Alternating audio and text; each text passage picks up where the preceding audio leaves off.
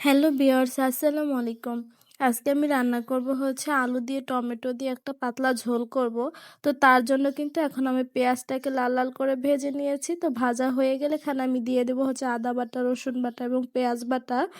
তো এগুলো দেওয়ার পরে কিন্তু আমি মশলাটাকে একটু ভাজা ভাজা করে নিব। তো মশলাটা কিন্তু এভাবে আমি একটু নেড়েচেড়ে ভেজে নিয়েছি। এখন দিয়ে দিব হচ্ছে একটু পানি। পানিটা দিয়ে আবার একটু নেড়েচেড়ে দিতে হবে। তারপরে আমি দিয়ে দিব হচ্ছে হলুদের গুঁড়ো, মরিচের গুঁড়ো আর দিয়ে দিব হচ্ছে পরিমাণ মতো লবণ। তো এগুলো দেওয়ার পরে কিন্তু আমি মশলাটাকে খুব ভালো করে আবার একটু নেড়েচেড়ে নিব। তো এগুলো কিন্তু দেওয়ার পরে কিন্তু একটু নেড়েচেড়ে আমি একটু ভাজা ভাজা করে নিয়েছি। তারপরে আমি দিয়ে দেব হচ্ছে একটু পানি। পানিটা দিয়ে আমি মশলাটাকে ভালো করে কষিয়ে নিব।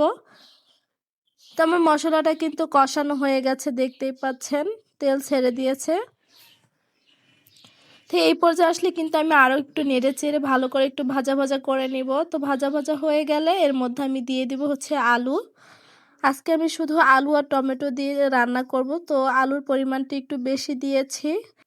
তো দেওয়ার পরে কিন্তু আমি মশলার সাথে খুব ভালো করে আলুগুলোকে মিশিয়ে নিব। তো এইভাবে মিশিয়ে আমি কিছু সময় কষিয়ে নিব। তো কষানো হয়ে গেছে, এখন আমি দিয়ে দিব হচ্ছে ঝোলের পানি। তো পানিটা দেওয়ার পরে কিন্তু আমি আবার একটু নেড়েচেড়ে মিশিয়ে নিব। আর আলুর তরকারি রান্না করলে কিন্তু পানি একটু বেশি দিতে হয়। আর দেখতেই পাচ্ছেন আমার সবজিটা কিন্তু বলক চলে এসেছে। এখন আমি দিয়ে দেব হচ্ছে কাঁচামরিচ কুচি। তো আলুটা কিন্তু আমার হাফ সেদ্ধ হয়ে গেছে।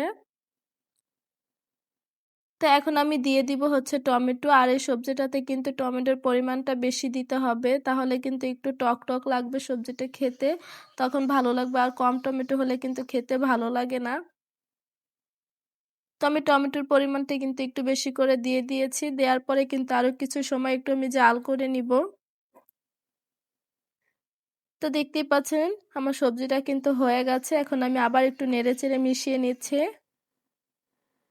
আর আমার টমেটোগুলো কিন্তু সেদ্ধ হয়ে গেছে। তো আমার টমেটোটা যেহেতু সেদ্ধ হয়ে গেছে, এখন আমি দিয়ে দিব হচ্ছে ধনিয়া পাতা কুচি। ধনিয়া পাতাটা দেওয়ার পরে কিন্তু আমি আবার একটু নেড়েচেড়ে নিব।